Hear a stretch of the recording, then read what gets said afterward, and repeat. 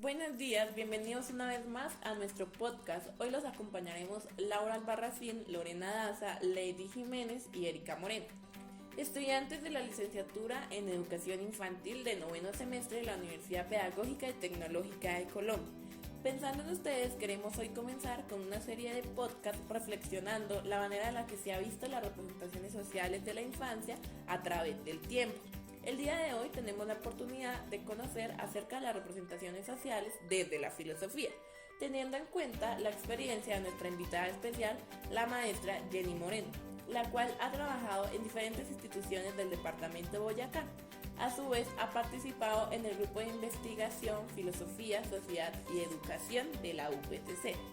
Démosle la bienvenida a nuestra maestra Jenny Moreno, agradeciéndole de antemano el haber aceptado esta invitación. A continuación, la invitamos a que dialoguemos sobre el tema a partir de unas preguntas que le estaremos planteando, teniendo en cuenta que desde nuestro punto de vista las representaciones sociales en la infancia hacen parte de la diversidad de culturas, pensamientos e ideologías que desarrollan. Buenos días, gracias por la invitación. A mí me gustaría pensar en Walter Koan como un inicio a la filosofía, llamémoslo así. El niño por sí mismo ya es curioso, lo que nos hace entender que la filosofía pues es la base misma de la curiosidad. Entonces el niño sería un filósofo innato.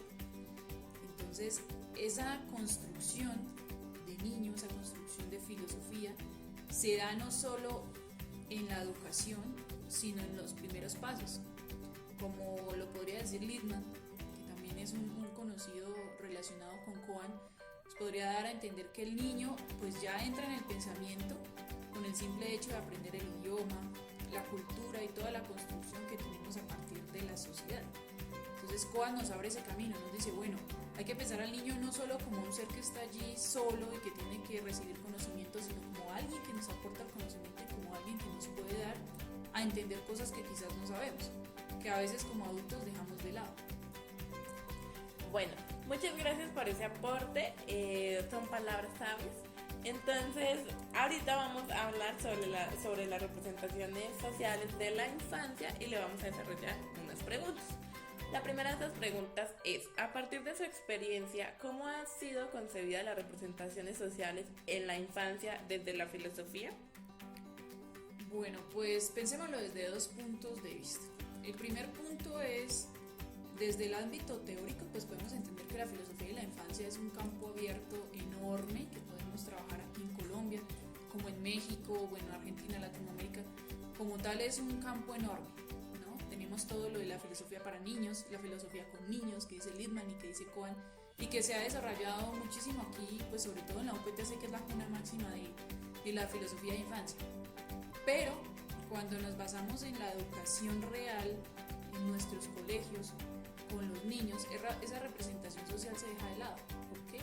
Porque en muchas ocasiones se piensa al niño como un ser sin luz, ¿no? El alumno, un ser sin luz, que necesita ser llenado o completar su mente por medio de saberes que a veces son absurdos, ¿no?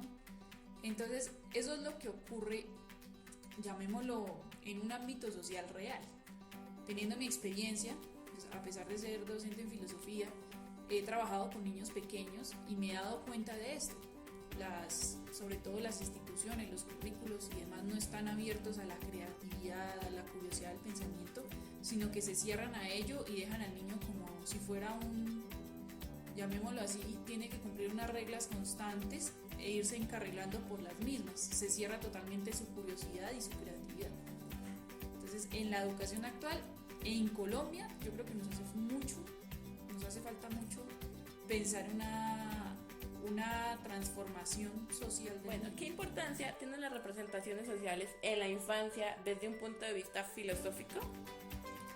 Bueno, pues pensemos, antes que nada de la infancia, pensémonos como sujetos, ¿no? Somos la construcción social de todo lo que nos ha acontecido durante nuestra vida, pues inclusive, ¿no?, desde nuestro propio nacimiento. Como hablábamos en una ocasión, nosotros hemos nacido con una identidad que nos es otorgada. Incluso es una identidad que nosotros no definimos y que con el pasar de los años pues vamos o retroalimentando, o alimentando o dejando de lado, ¿no? esa es la cuestión. En la filosofía podemos llamarnos como unos sujetos que se reconstruyen o se construyen a través del tiempo por medio de aspectos sociales. Pero pues pensémonos más allá de eso, somos una construcción social, por lo tanto no podemos estar solos. ¿A qué me refiero con eso?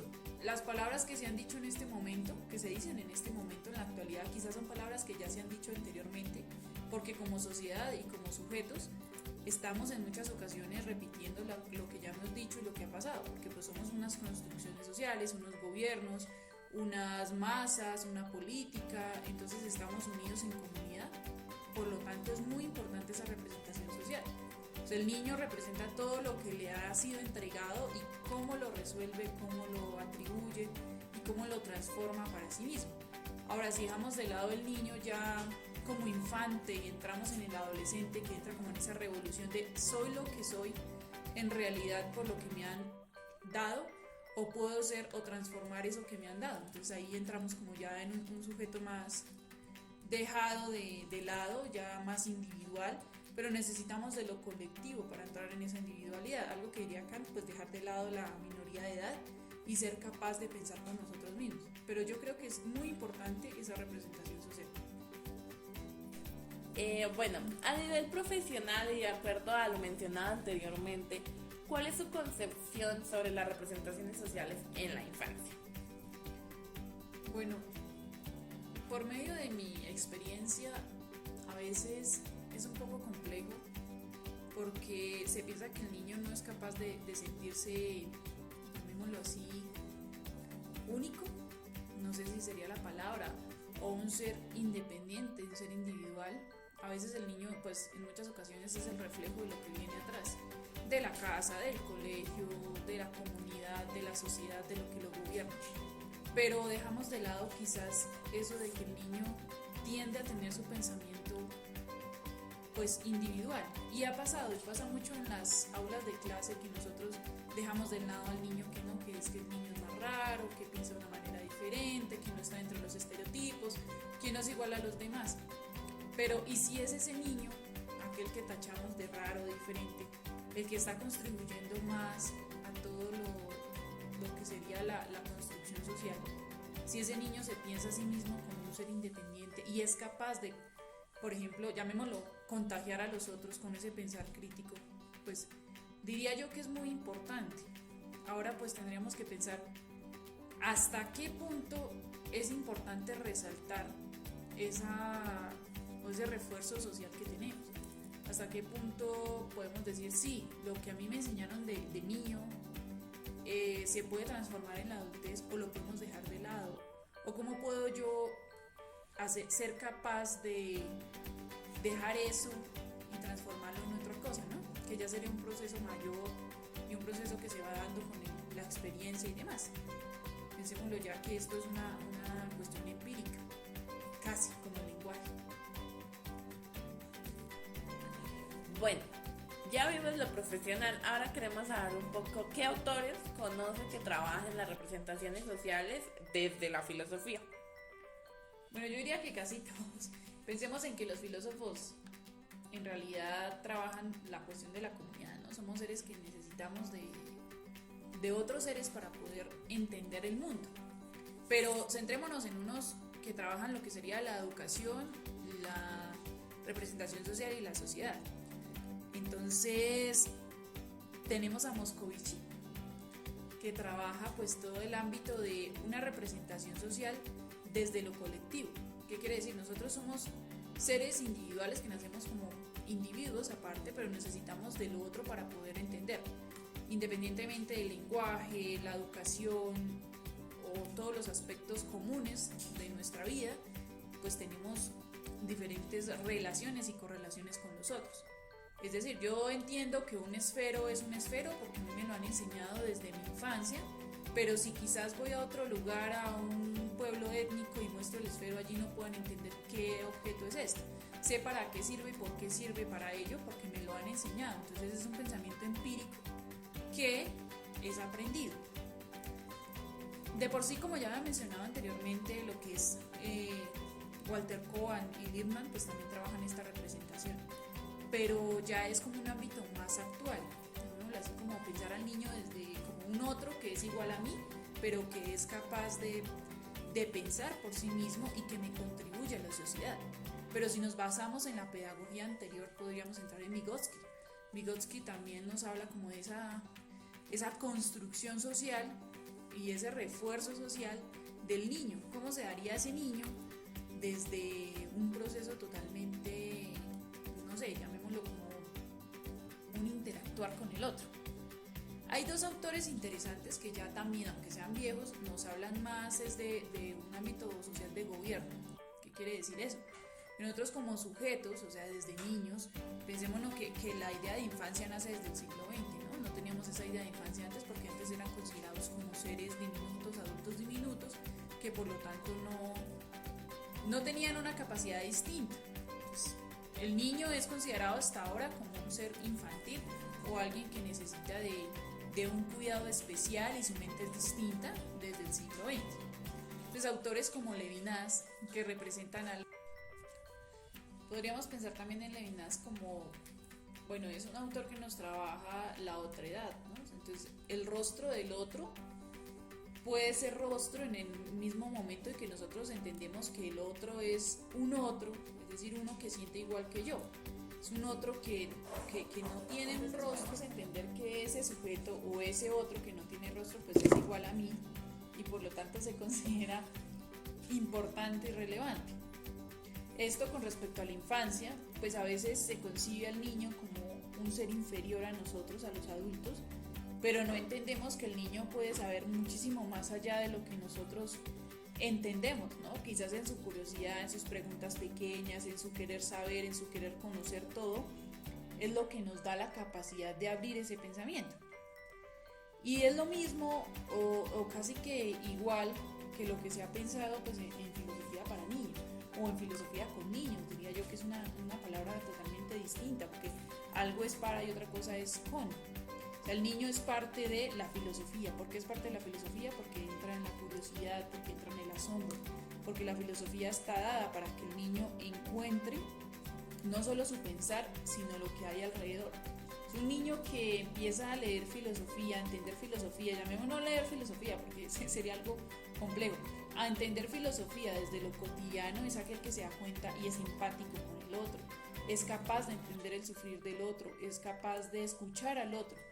Por tanto, yo creo que todos los autores que han enmarcado y han construido esta labor de la construcción social y demás son muy relevantes para la filosofía y más la filosofía con niños, que nos da pues un avance importante y es algo que se está dando pues aquí en Colombia y sobre todo por parte de la UPTC que está trabajando pues ha trabajado varios años con este proyecto y que es muy importante pues para todo el avance. Bueno, de acuerdo a todo lo que hemos escuchado hoy, ¿qué relación tienen las representaciones sociales de la infancia con la filosofía? Bueno, la relación está en casi todo, porque la filosofía está hablando pues de un ámbito social. Ahora, la representación social o cómo se da el crecimiento de un individuo pues está basado también en la filosofía. Por lo tanto, la relación entre filosofía y una representación social es casi que conjunta. ¿Por qué? Porque nosotros nos creamos como seres independientes y seres colectivos que vamos forjando un pensar y ese pensar pues se va descubriendo y se va desarrollando en el ámbito filosófico, que aunque nosotros a veces no entendemos o no comprendemos, estamos realizando filosofía. El pensar el porqué de alguna cosa desde un ámbito cotidiano. Ya si nos basamos en filosofía académica pues sería otra cuestión. Pero pues a mí me gusta pensar la filosofía como el quehacer de las cosas, como el ciudadano de a pie, llamémoslo de esa forma. Bueno, a partir de su experiencia como docente, ¿cómo se ha visibilizado estas representaciones sociales? Bueno, pues como decía anteriormente, en el ámbito educativo es complejo. Ya si nos basamos en los colegios, sobre todo pues con los niños, podemos ver la representación social en lo que el niño dice, hace y repite de casa. ¿Qué quiere decir? Tienen unas costumbres, unos pensamientos, unas ideas que vienen de casa y que en el colegio a veces pues representan, reproducen y generan pues uno que otro, llamémoslo, problemática. ¿A qué me refiero con eso? En casa nosotros podemos decir, no sé, que está bien quizás desarrollar alguna actividad, pero en el colegio no se puede. Entonces, la representación social del niño conlleva cosas buenas como malas, ¿no? Porque nos puede llevar a una interculturalidad estupenda, así como también problemas éticos o morales que a veces los padres no coinciden. Sobre todo en ciudades pequeñas, en pueblos, que tendemos a tener costumbres erróneas, no sé si llamarlas así, o poco morales. Entonces, esa reconstrucción social del niño en el ámbito educativo, pienso yo, es un poco complejo porque se deja de lado su individualidad y se piensa en el niño pues como un ser que tiene que cumplir ciertas técnicas, reglas y normas establecidas. Ejemplo, el ir al baño. Nosotros sabemos que en el colegio se debe aprender a ir al baño, etcétera, etcétera.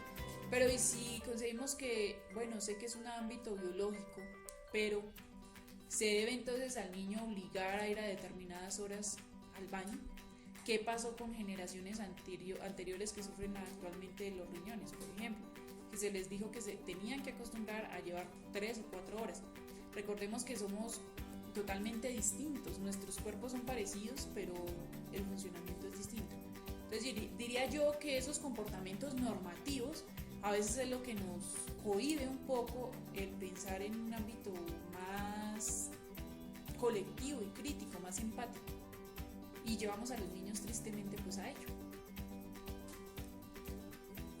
Bueno, de acuerdo a lo mencionado anteriormente, digamos de la normatividad, de cómo el niño genera esas representaciones sociales desde las creencias o los saberes ancestrales que tiene su comunidad, ¿qué podría decir que a lo largo de la historia o de qué manera se han venido transformando esas representaciones sociales en la infancia?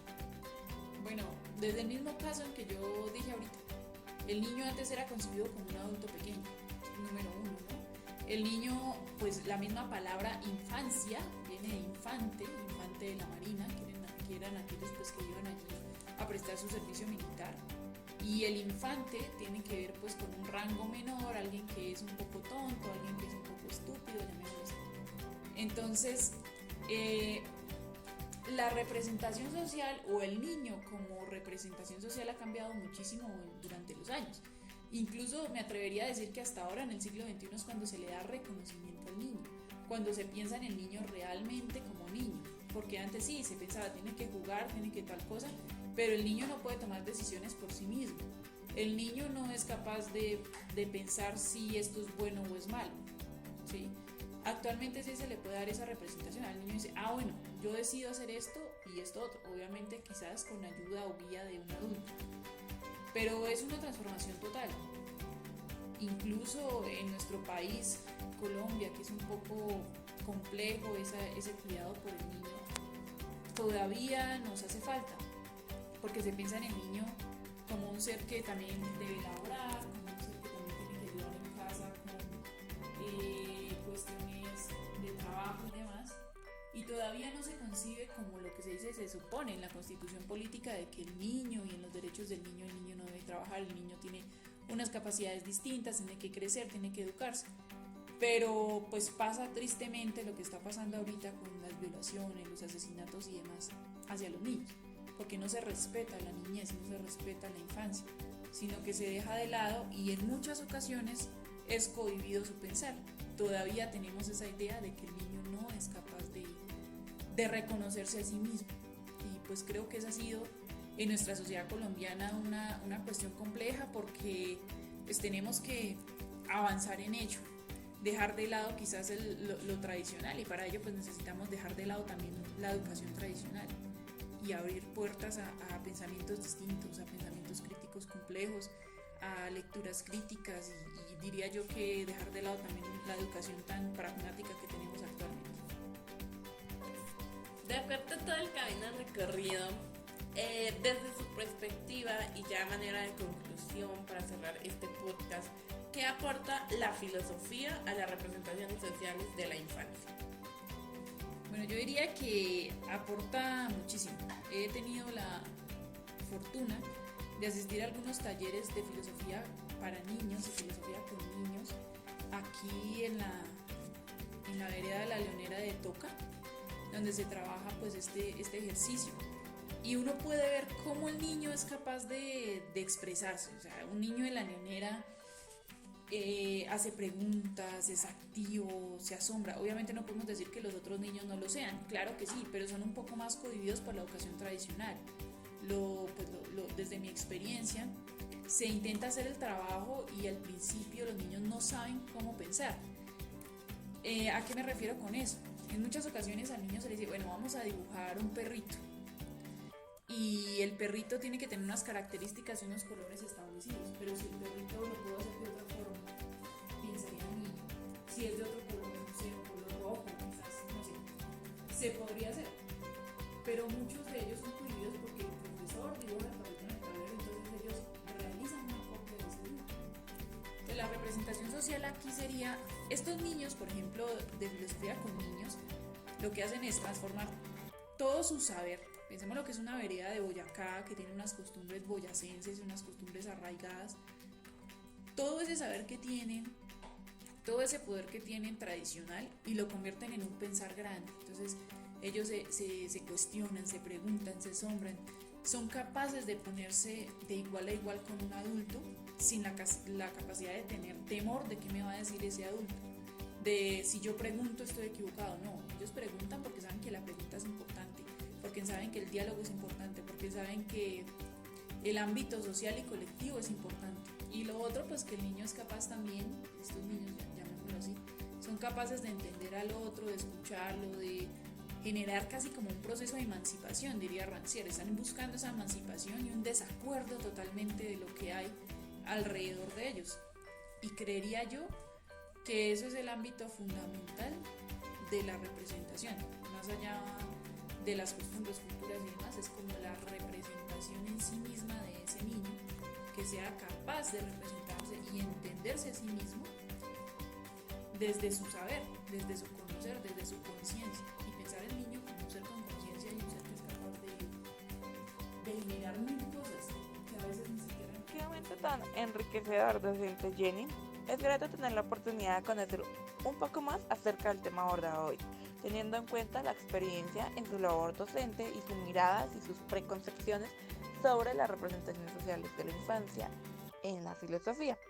Gracias a estos aportes de nuestra invitada especial, hoy pudimos conocer un poco más acerca de esas representaciones sociales de la infancia. Pero si vamos a hablar de representaciones sociales de la infancia y desde un aspecto filosófico, tenemos que hablar del libre desarrollo de la personalidad, comprendiendo que este mismo nace del concepto de las humanitas, que supone una dignificación que proporciona autoestima y a la vez exige respeto al comprometernos en los gestos intercambiables y recíprocos que utilizamos. Es decir, ese libre desarrollo de la personalidad permite, claro, estar dentro de un contexto social, pero a su vez formalizar un poco más allá las ideas y preconcepciones que se tienen sobre los derechos. Con esto hemos llegado al final de este podcast favorito. Nos vemos en una próxima oportunidad. Gracias por su atención. Nos vemos en el siguiente podcast, donde hablaremos sobre las representaciones sociales de la infancia. Buenos días.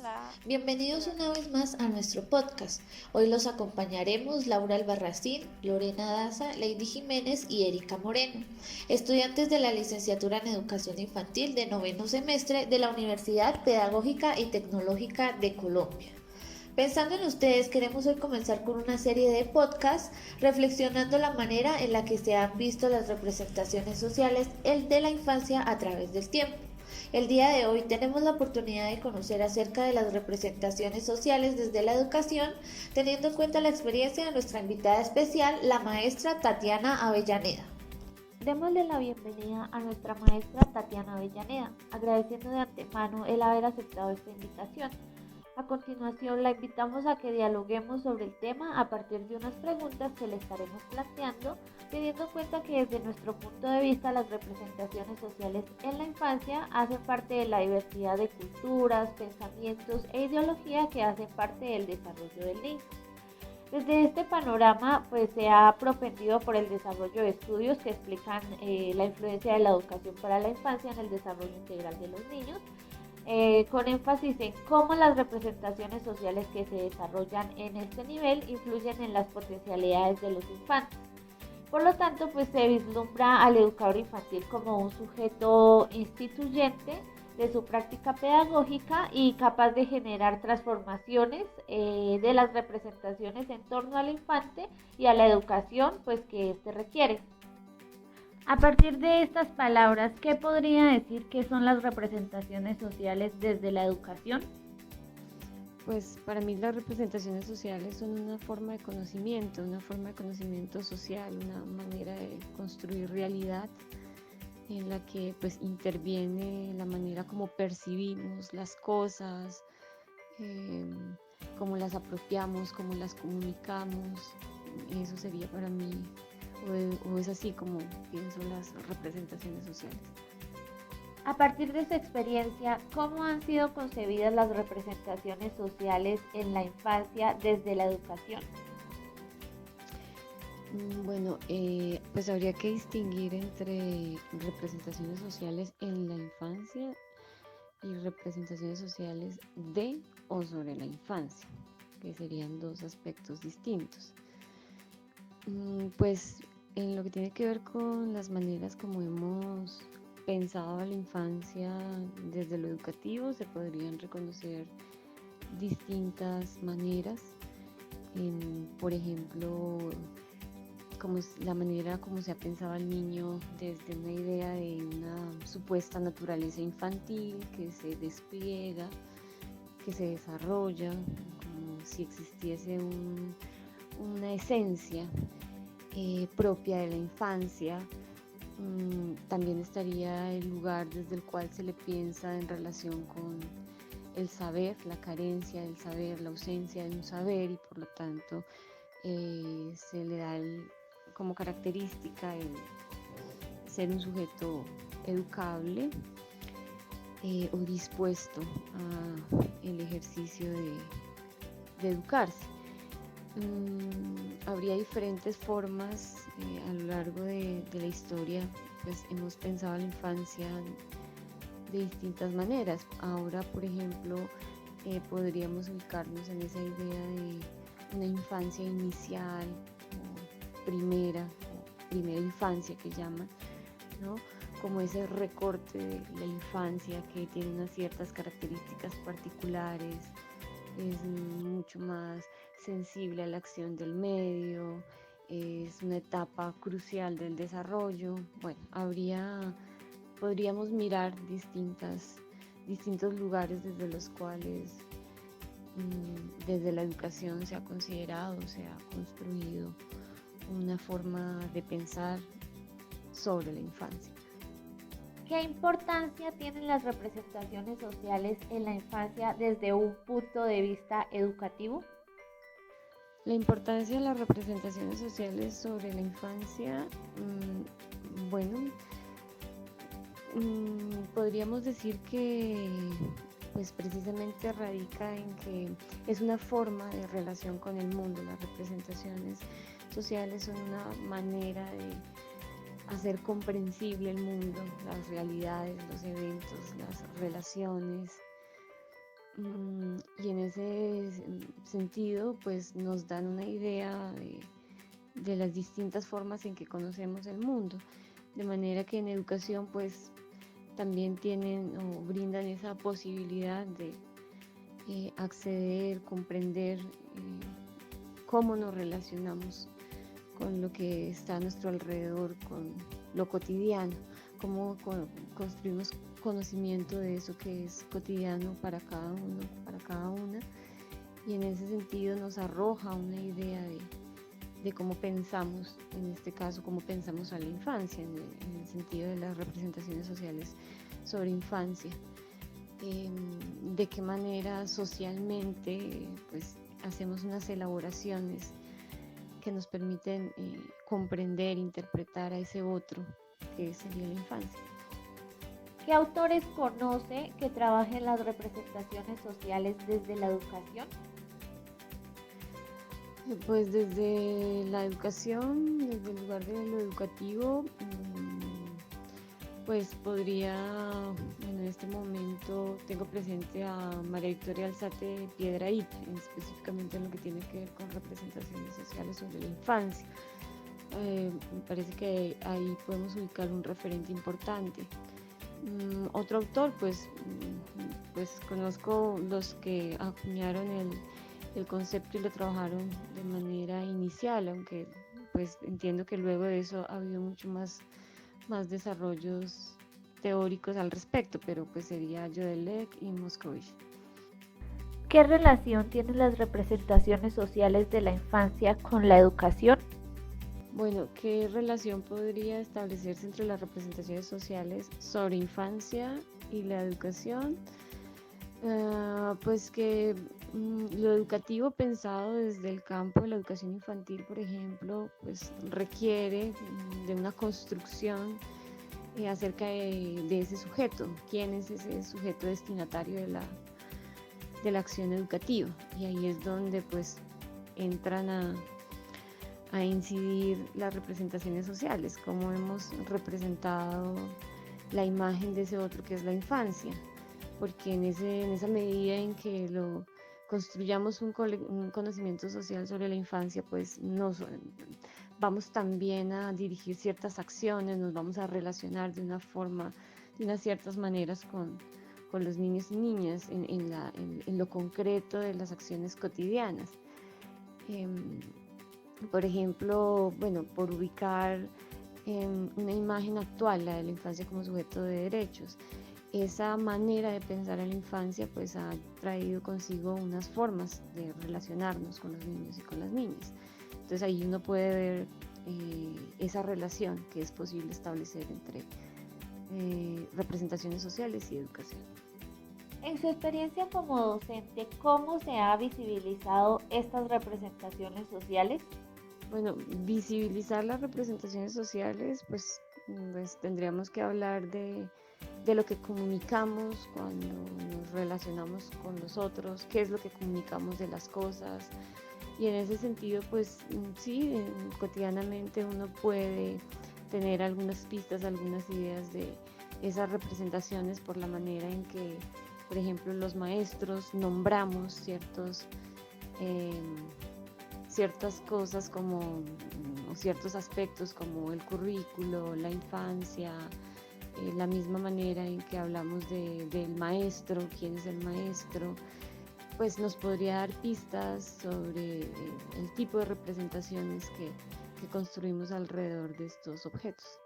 Pues me refiero a estos como objetos conceptuales. Bueno, también, por ejemplo, las representaciones sobre la maternidad, que es algo que cotidianamente las maestras en educación infantil como que estamos reconociendo en diferentes interacciones y formas en que las personas se refieren a esa figura materna como la que siempre está, es imprescindible, es la fuente de amor, de cuidado, es la que nunca puede fallar, es la que siempre tiene que estar presente. Hay unas representaciones sociales que han ubicado esa función materna, esa idea de lo materno, de la maternidad, en un lugar pues de muchísima, a veces como un lugar muy sagrado, como intachable, inmaculado, y eso lo puede uno reconocer en interacciones cotidianas, como no importa si el padre no está, pero que falte la madre, eso es terrible, lo escucha uno cotidianamente. Entonces ahí, digamos, con relación a esa pregunta que planteas, pues puede uno tener alguna idea de cómo representamos en este caso la maternidad en este tipo de sociedades como la nuestra. A lo largo de la historia, ¿de qué manera se han venido transformando las representaciones sociales en la infancia? Bueno, con respecto a las transformaciones en las representaciones sociales sobre la infancia, pues no podríamos hablar de una regularidad o más bien de una discontinuidad, no hay algo así como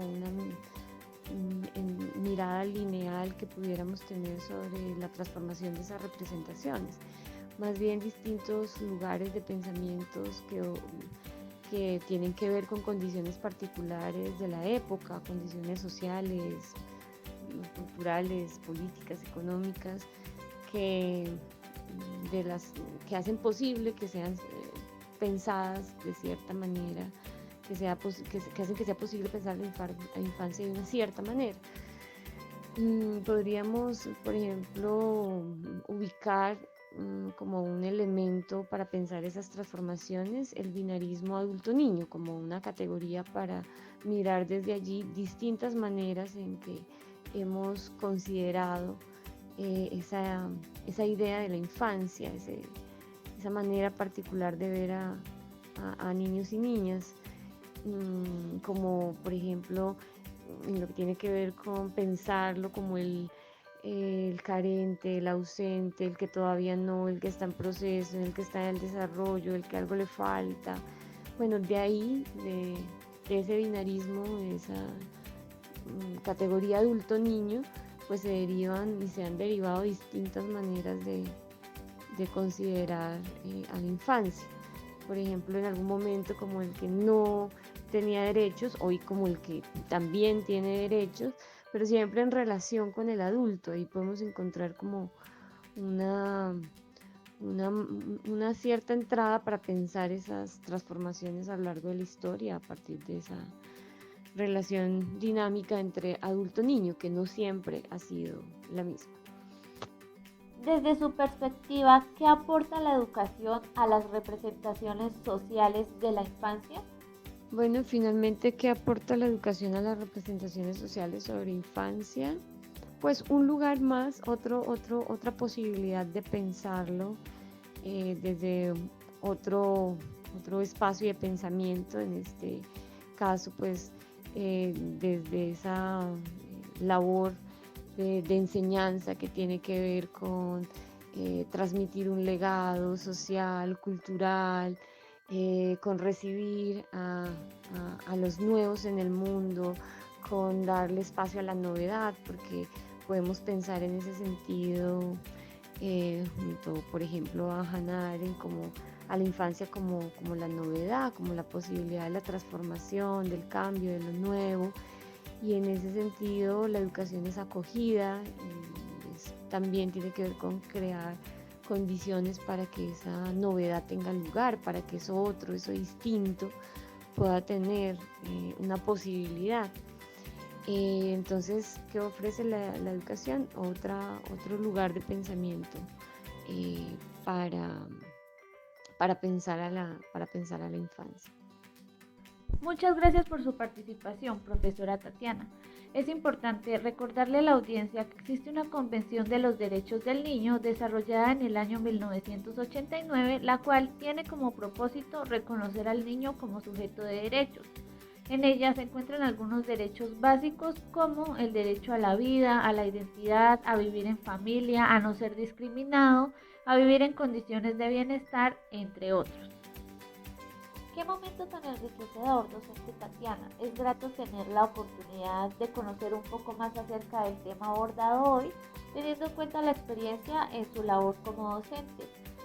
Gracias a los aportes de nuestra invitada de hoy, pudimos conocer un poco más acerca de las representaciones sociales desde el contexto escolar y la importancia que tienen en el reconocimiento de la infancia. Buenos días, bienvenidos una vez más a nuestro podcast. Hoy los acompañaremos Laura Albarracín, Lorena Daza, Lady Jiménez y Erika Moreno, estudiantes de la licenciatura en Educación Infantil de 9º semestre de la Universidad Pedagógica y Tecnológica de Colombia. Pensando en ustedes, queremos hoy comenzar con una serie de podcasts reflexionando la manera en la que se ha visto las representaciones sociales de la infancia a través del tiempo.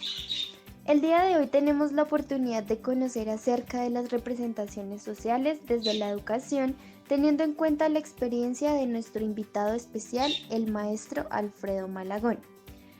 Démosle la bienvenida a nuestro maestro Alfredo Malagón, agradeciendo de antemano el haber aceptado esta invitación.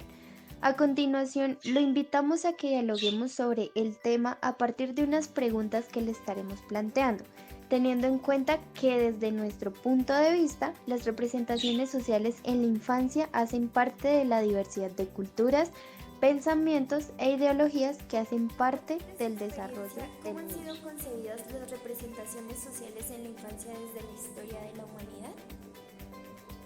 Buenos días. Pues la infancia ha sido concebida desde muchas representaciones inicialmente como un adulto pequeño, después empieza a dársele vida cuando es útil, bien sea para prestar el servicio militar en la guerra. Después ya aparece también como un objeto de estudio de diferentes profesiones, empezando por la pedagogía y así también por la pediatría y la psicología y después la antropología y la sociología. ¿Qué importancia tienen las representaciones sociales en la infancia desde un punto de vista histórico? Bien, los cambios históricos van a cambiar también esa mirada que se tiene sobre la infancia. Creo que la manera más explícita de nombrarlo sería cuando aparecen los derechos de los niños. Si pareciera que esa fue la solución y de hecho ese cambio histórico permitió una mirada mayor sobre la infancia y los niños. Sin embargo, también trae otras consecuencias y es que solo se nombra que tienen derechos, pero el cumplimiento de dichos derechos es bien complejo. A nivel profesional, ¿cuál es su concepción sobre las representaciones sociales en la infancia? Pues mi concepción sobre las representaciones sociales en la infancia serían primero que el niño es visto como alguien que no es visto y que no es tenido en cuenta y por tanto no aparece. Y aparece, si aparece también es un niño o un ser que no piensa. Entonces me parece que se pasa de un ser que no piensa a un ser que piensa y desde mi concepción el niño es un ser de pensamiento desde muy temprano, incluso antes de lo que lo nombraran la adolescencia, donde apareciera como tal el pensamiento lógico formal. Me parece que desde mucho antes ya hay un pensar del niño que debe ser tenido en cuenta. ¿Qué autores conoce que trabajan las representaciones sociales desde la historia? Desde la historia, el clásico que se conoce es de Mauss, sería el único que podría nombrar. ¿Qué relación tienen las representaciones sociales de la infancia con la educación? Bien, esas representaciones con la educación tienen mucho que ver y es que de acuerdo a la concepción que se tenga de niño se proyectan los modelos educativos, las formas de educar, las mismas pedagogías, las mismas didácticas. Entonces ese pensamiento que se tenga sobre el niño será el que oriente las didácticas, las pedagogías y por supuesto los currículos. En su experiencia como docente, ¿cómo se han visibilizado estas representaciones sociales? En mi experiencia particular se visibilizan cuando yo abordo la filosofía para niños, en donde al niño sí se le concibe como un ser pensante y por tanto digno de prestar atención y por tanto también de escuchar sus pensamientos y dar recursos para que sus pensamientos tengan una posición a nivel social. A lo largo de la historia, ¿de qué manera se han venido transformando las representaciones sociales en la infancia? ¿De qué manera? Pues tienen que ver también mucho con las miradas desde la filosofía, pero también desde las otras disciplinas, pero también algunos componentes históricos, pero también políticos. Entonces, dependen mucho de factores más externos que el mismo niño, que sería fundamental. Desde su perspectiva, ¿qué aporta la historia a las representaciones sociales de la infancia? Y aporta una reflexión crítica para poder pensarse el niño en otras épocas e incluso en las épocas posmodernas y las que vienen. Vale. Vale, eso sería todo, profesor Alfredo. Muchísimas gracias por el tiempo y por la colaboración. Con mucho gusto, compañeras, colegas. Teniendo en cuenta lo mencionado anteriormente por el maestro Alfredo, se considera que las representaciones sociales de la infancia a través de la historia, como por ejemplo en la edad antigua, se concibe al niño como una carga o como un yugo. Los padres podían disponer de sus hijos para cambios y usos según sus intereses. A su vez, dentro de la mirada de la Edad Media, los niños eran considerados adultos pequeños y objetos de la casa. Dentro de la Edad Moderna surgió en Francia la idea de ofrecer esa protección especial a los niños.